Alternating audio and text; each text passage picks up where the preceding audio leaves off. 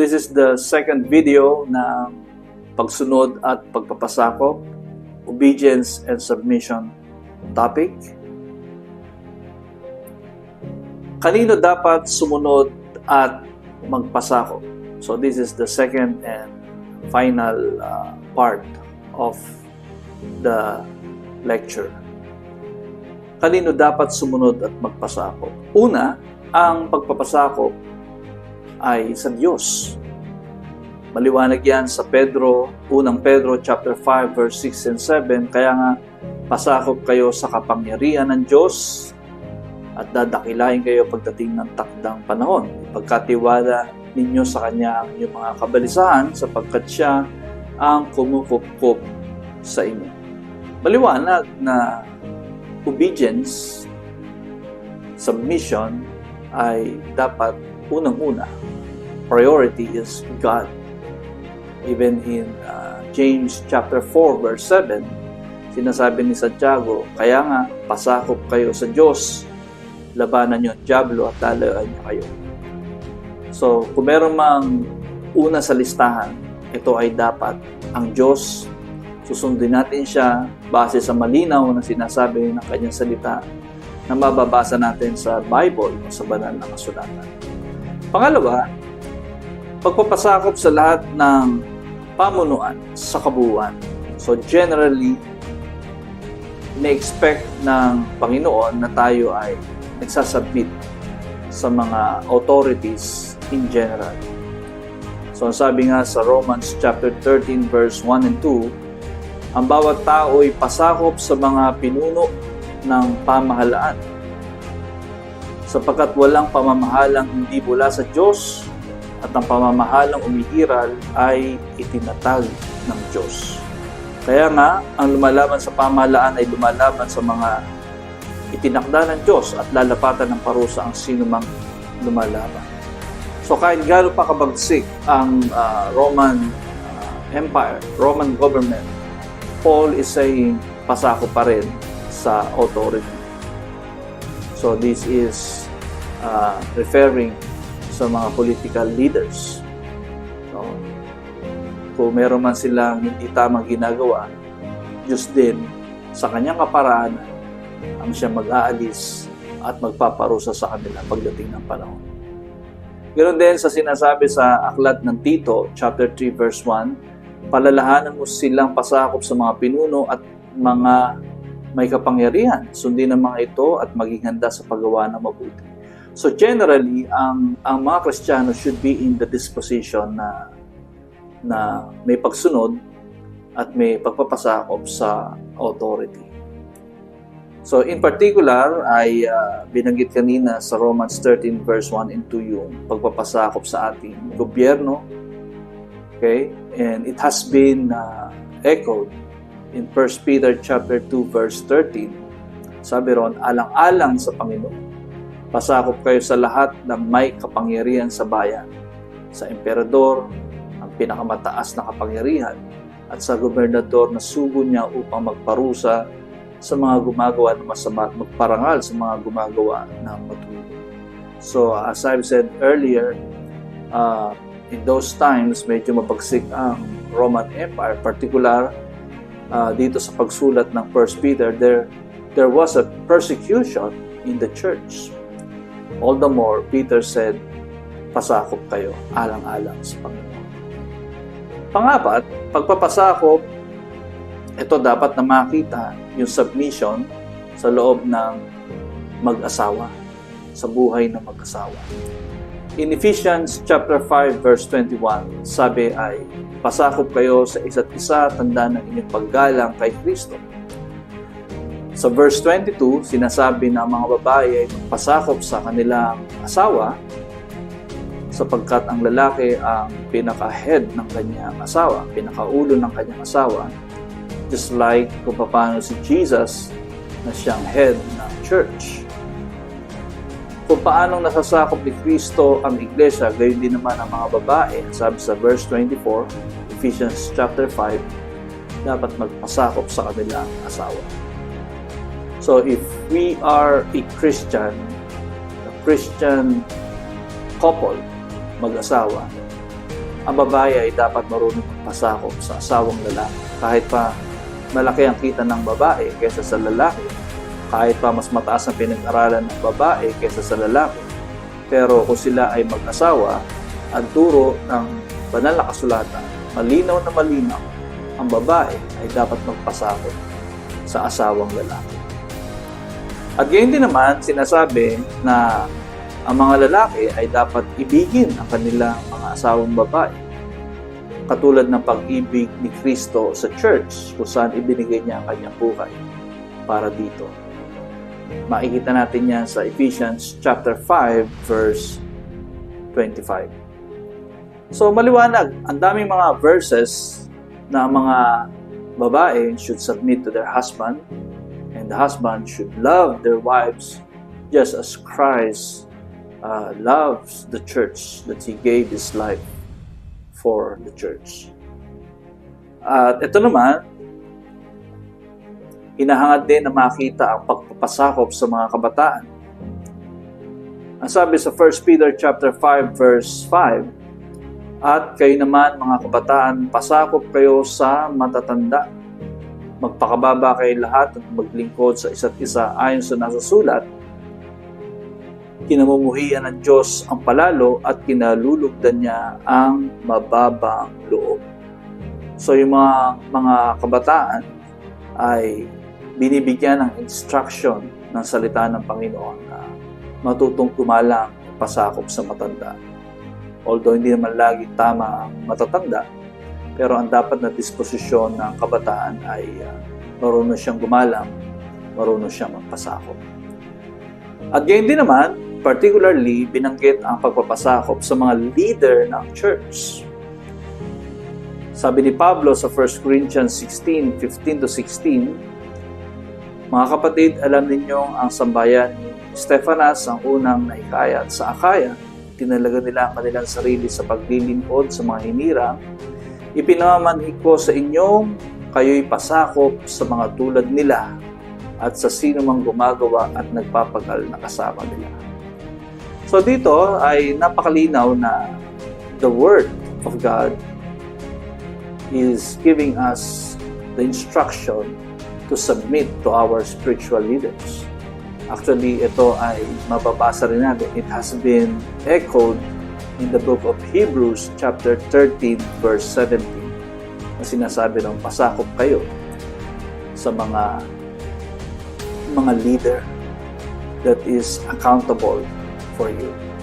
Kaya dito ay one of the expression of faith, hindi lang yung ako'y may takot sa Diyos, sumusunod sa Diyos. But if you are disregarding the authority that God has placed over your life, may problema tayo doon sa ating pananampalataya sa Diyos, because you cannot separate God doon sa mga taong itinalaga niya, in-appoint niya para tayo ay pangalagaan. And one of the specific submission na sinasabi rito ay pagpapasakop ng mga anak, submission ng mga anak sa kanilang mga magulang. In Ephesians chapter 6 verse 1 and 3, mga anak, sundin ninyo ang inyong magulang alang-alang sa Panginoon sapagkat ito ang nararapat. Igalang mo ang iyong ama't ina, itong unang utos na may kalakip na pangako.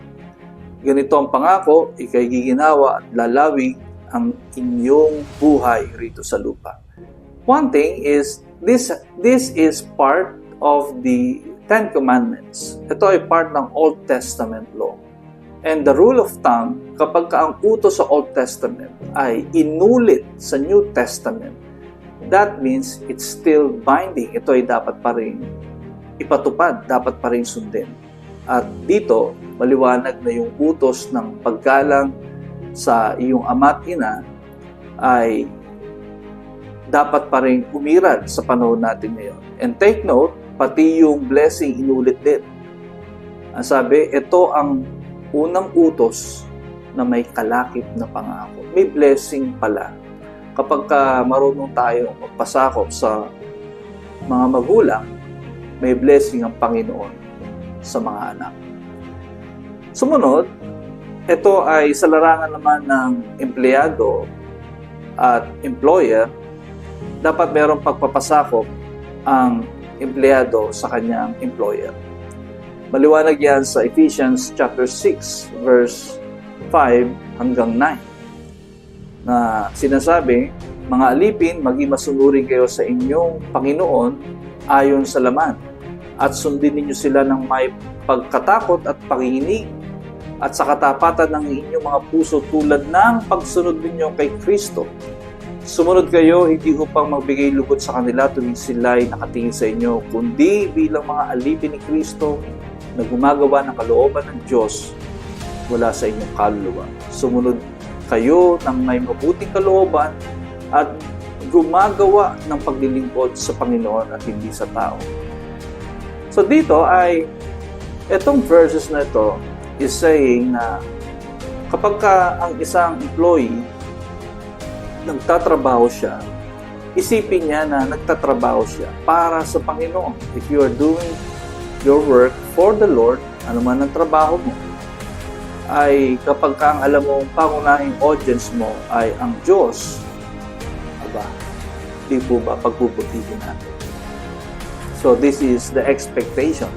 This is a clear instruction for believers na ang isang Kristiyano ay magiging tapat sa kanyang trabaho at sa kanyang tungkulin. So, ngayon, paano dapat sumunod at magpasakop ang isang kaanib, ang isang member ng ating church? So, this is a more specific subtopic ng obedience and submission. Paano tayo dapat sumunod at magpasakop sa ating church na kinabibilangan? Number 1, magpasya na sumunod at magpasakop ngayon. Yung pagsunod at pagpapasakop, it's a decision. Ito ay isang pagpapasya na ikaw ang gagawa. At ang pagpapasya na sumunod at magpasakop ay hindi bukas, hindi sa makalawa, kung hindi ngayon.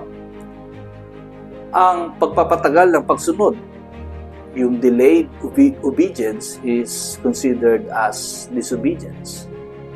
Sinabi ng kilalang manunulat na si Thomas Campis, sabi niya, instant obedience is the only kind of obedience there is. Delayed obedience is disobedience. Whoever strives to withdraw from obedience withdraws from grace. Habang tumatagal ang pagsunod, mas magkakaroon ng puwang ang pag-aalinlangan. Kaya kung alam natin ang dapat natin sundin, sumunod na po tayo kaagad. Kasi kapag pinatagal-tagal po natin, papasok na ang pagdududa, papasok na ang pag-aalinlangan hanggang sa naubos na ang panahon, hindi pa rin tayo nakakasunod. Just like yung mga tao na mayroong calling the Lord to serve in the ministry, to serve full-time, they keep on delaying dahil marami silang concern hanggang sa dumating ang time na pasukan na ng doubt, pag-aalinlangan, ang calling the Lord sa kanilang buhay hanggang sa hindi na sila nakasunod. Hindi natin kailangan na hintayin na ang lahat sa buhay natin ay maging maayos bago tayo sumunod. Kung magkagayon, hindi talaga tayo makakasunod because there will always be problem. Lagi may hamon, panibagong hamon, lagi may problema, panibagong problema, hindi po nakatatapos yan sa buhay natin ito. Kaya kung hindi ka pa susunod ngayon, kailan pa?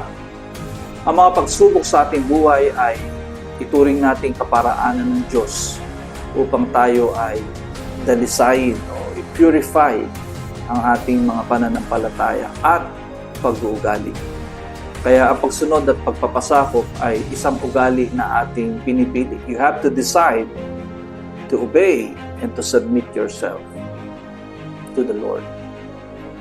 Ito ay dapat nating linangin o unlarin, kaya dapat ang pagsunod ay ngayon na.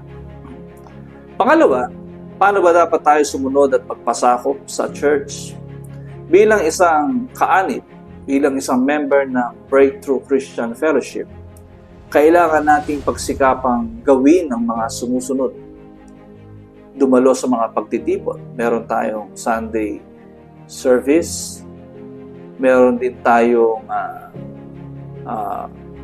Friday worship.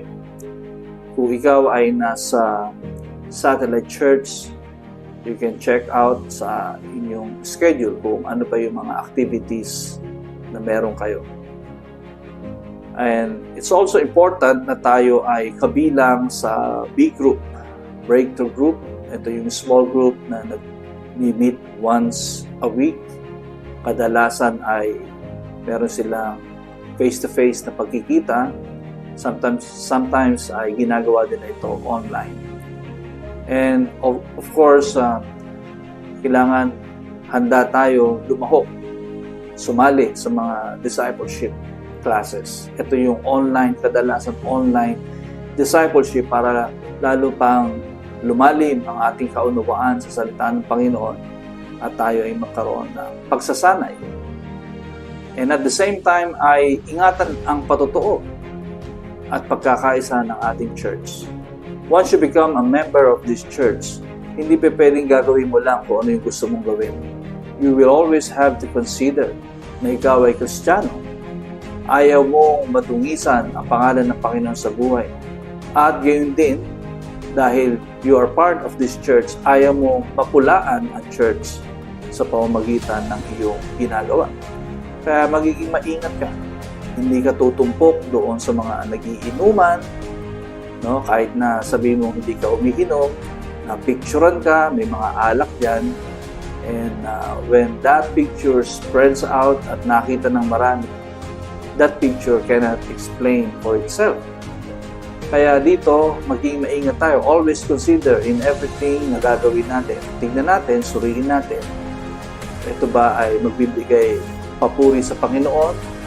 O ito ay maglalagay sa alanganin sa reputasyon ng aking pananampalataya? Ito yung maglalagay sa alanganin sa reputasyon ng church na aking kinabibilangan. Kaya ingatan natin yung patotoo natin and ingatan din natin ang pagkakaisa ng church. Huwag tayo pumatol sa mga issues, mga chismis. Okay, verify if you heard something na sa tingin mo ay nakakabahala, you have to verify it sa iyong leader para makita natin, malaman natin kung ano yung totoo. And at the same time, we also have to pray for our leaders. Panalangin natin ang ating mga pastor. Sa church po, tayo bilang katawan ni Kristo, hindi lang pastor ang nananalangin. Kahit po sino nakaanib, bawat isa nakaanib ay dapat nananalangin. Pinapanalangin natin ang ating mga pastor, ang ating mga leaders, ang ating mga breakthrough group leaders, council, ministry coordinators, everyone who is taking responsibility in the church. Dapat po natin isama sa panalangin. And at the same time, let us support the church financially. Kung ikaw ay may kakayanan, sumuporta po tayo. Hindi sa palakihan ng contribution, financial contribution, kung ano yung tithes mo, kung ano yung offering mo, you have to give it faithfully because that supports the church, the activities of the church. Pangatlo, paano tayo magkakaroon ng pagsunod at pagpapasakop sa ating church? Tanggapin ang payo at aral ng iyong mga pastor at leader. Maliwanag na ang mga pastor at guro sa church, sa ating church, ay ibinigay ng Diyos upang ang mga member natin ay lumago sa pananampalataya. They are God's gift to the church. Kaya ginagamit sila ni Lord para sa ating paglago spiritually. Maliwanag yan sa Ephesians chapter 4 verse 11 to 12. Ibinigay niya, referring to Jesus, ibinigay niya na maging mga apostol ang ilan ay maging mga propeta, ang ilan ay maging mga ngaral ng ebanghelyo, at ang ilan ay maging mga pastor at mga guro. Ito ay upang maging handa ang mga banal para sa gawaing paglilingkod at para sa ikatitibay ng katawan ni Kristo. Sa English po ay for the maturing, no? Equipping of the saints. So to equip the saints, God has gifted the church with apostles, prophets, evangelists, pastors, and teachers. Kaya kung sila po ay magbibigay sa atin ng payo, ay seryoso po natin i-consider yun. Let us seriously consider their advices, their insights, and maganda po na we are consulting them lalo na sa mga major decisions ng ating buhay. Kaya dito, ang isang Kristiyano ay hindi lalago kung wala siyang pagsunod at pagpapasakop sa mga leader na itinakda ng Diyos sa church. Kadalasan ng mga Kristiyano palipat-lipat ng church na wala namang reasonable o wala namang katanggap-tanggap na dahilan ay kadalasan ay may mga katigasan talaga ng ulo. At makikita natin na madalas ay ang mga palipat-lipat ng church, naging hobby na lang ba na lumipat na ibang church, hindi na di-develop yung commitment. At kapag hindi na di-develop yung commitment, walang magiging totoong spiritual growth. Yan. Kaya, ang lumalago, yung merong commitment sa isang church, and eventually nagkakaroon siya ng ministry paglilingkod, at open siya for correction, open siya na tumanggap ng payo, pagtutuwid, yun yung mga lumalago. Ako po ay naranasan ko when I was a young people in our church. Medyo mabagsik po yung aking senior pastor. Talagang pinagagalitan po kami. Pero never po kami sumagot sapagkat kinikilala po namin na yun ay part ng training na ginagawa sa amin. At nakita ko po sa bandang huli, na-develop pala yung aming attitude ng pagsunod at pagpapasakop. And inani po namin yung mabuting bunga noon sa aming buhay ngayon at sa ministry na aming ginagampanan. Kaya dito ay napakaganda na ma-develop po sa atin yung pagpapasakop hindi lang sa Diyos, una sa Diyos, and at the same time sa mga itinilaga ng Diyos na authority sa buhay natin.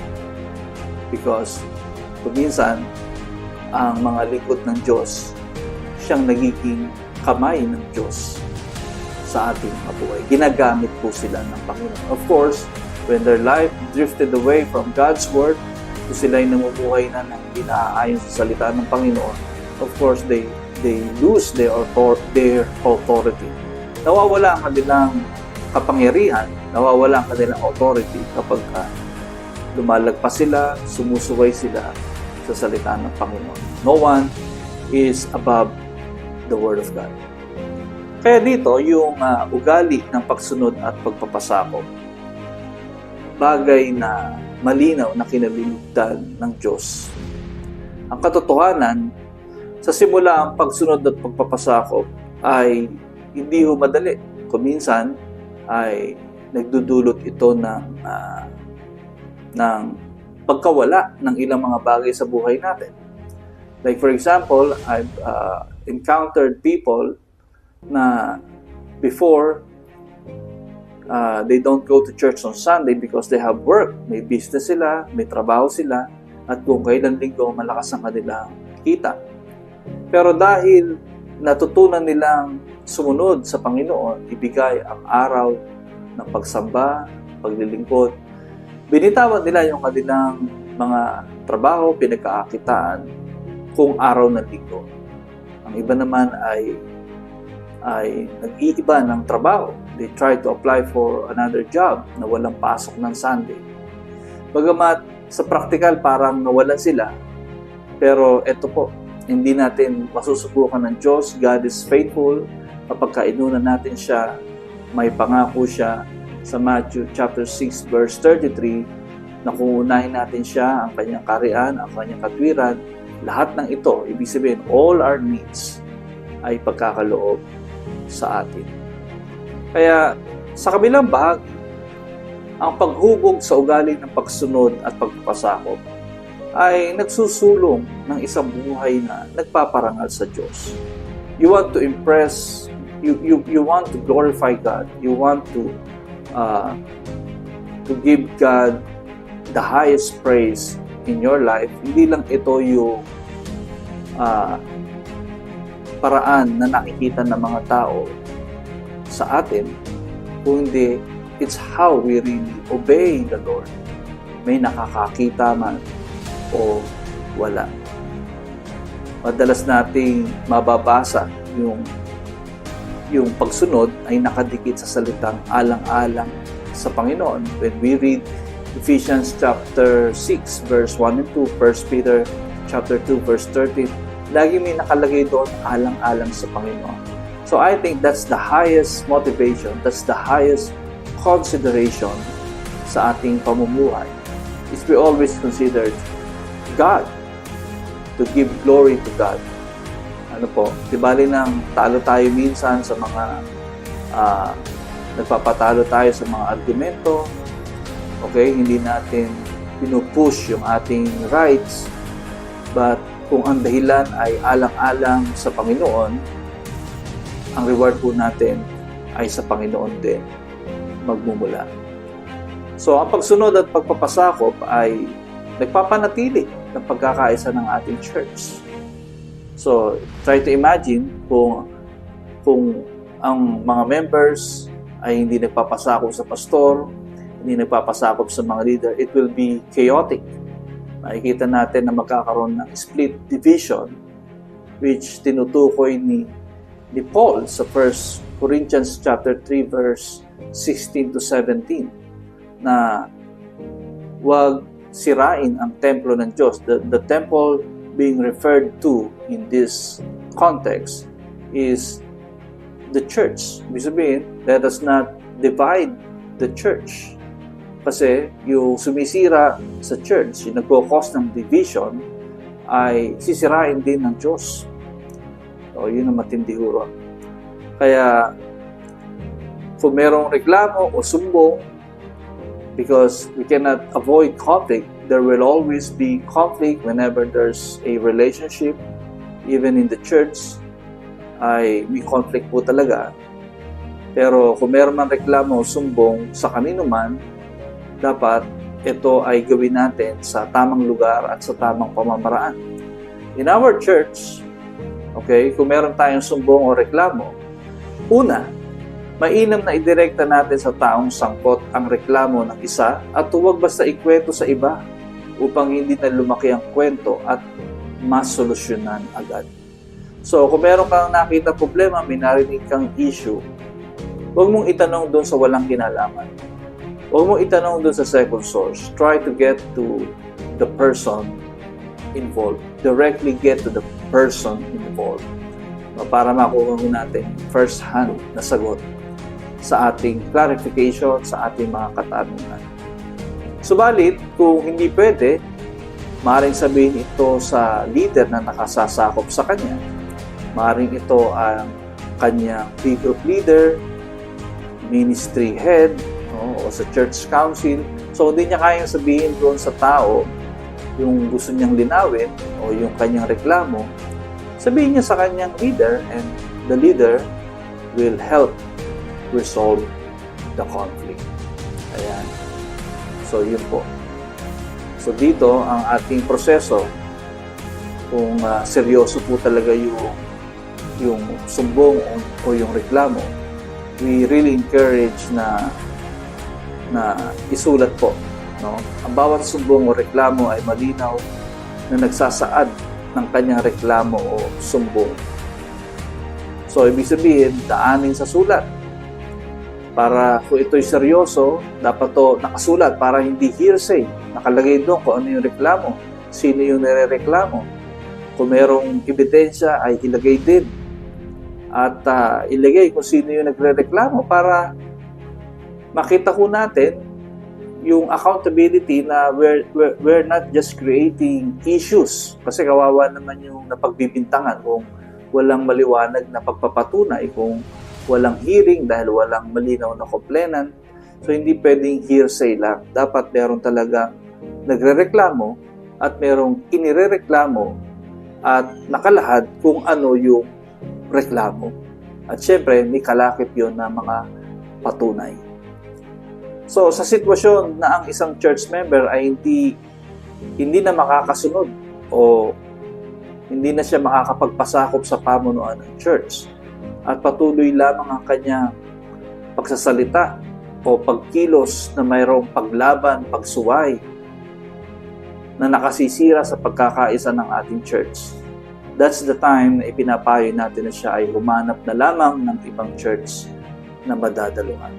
Ibig sabihin, if the issue is not resolved, na ginawa na ang lahat and hindi nila kaya magpasakop sa church, sa leader ng church, at nagkukos sila ng pagkatisod ng maraming tao, nasisira ang kaisahan ng church, ang unity ng church, nagko-compromise. If it is not resolved, that's the time we advise them to find another church. As of this moment, wala pa naman pong ganyang case. Kaya makikita natin, sa kabila ng ating mga pagsisikap at magandang layunin, may mga pagkakataong pinapahintulutan ng Diyos ang kabiguan sa ating buhay. Kaya, look at Joseph the Dreamer, si Jose. Makikita natin yan sa Genesis chapter 37, anak ni Jacob.